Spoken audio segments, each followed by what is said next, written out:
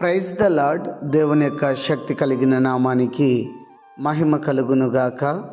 ఈరోజు దేవుని యొక్క వాగ్దానము సంఖ్యాకాండము 6వ అధ్యాయము 24వ వచనము.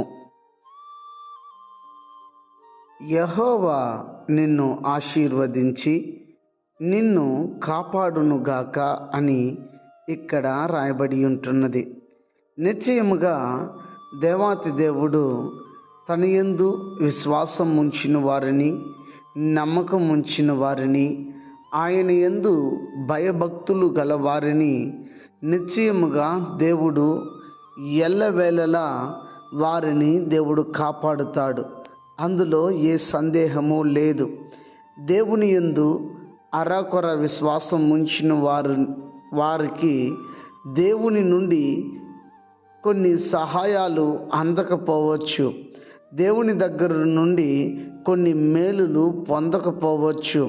అయితే ఈ దినము వాగ్దానాన్ని వింటున్నటువంటి నీవు, ఆనాడు ఇజ్రాయేలు ప్రజలతో దేవుడు అన్నాడు, నిశ్చయం యెహోవా నిన్ను ఆశీర్వదించి నిన్ను కాపాడును గాక అని పలికినట్లు ఇజ్రాయేలు ప్రజలని రక్షించిన దేవుడు నన్ను కూడా రక్షించుటకు సమర్థుడు, శక్తిమంతుడై ఉన్నాడు.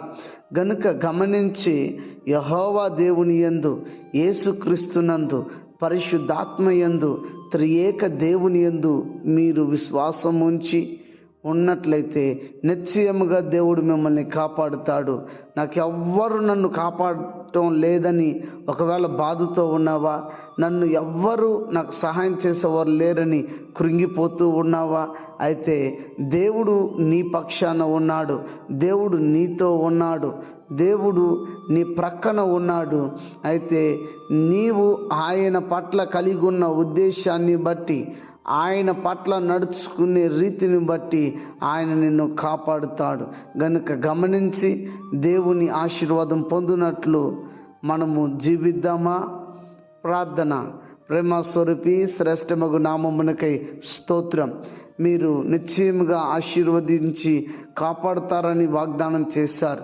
ఎవరైతే నీ బిడ్డలు విశ్వాసము చేత నీ యందు భయభక్తులు కలిగి ఉన్నారో వారిని రక్షించండి, కాపాడండి. అనారోగ్యం చేత ఉన్న వారికి ఆరోగ్యము, ఆర్థిక ఇబ్బందులు ఉన్న వారికి విడుదల, రక్షణ లేని ప్రజలకు రక్షణిచ్చి ప్రతి వారిని రాకడికి సిద్ధపరచమని క్రీస్తు పేరిట వేడుకొని ఉన్నాము తండ్రి. ఆమెన్. God bless you. దేవుడు మిమ్మల్ని దీవించునుగాక.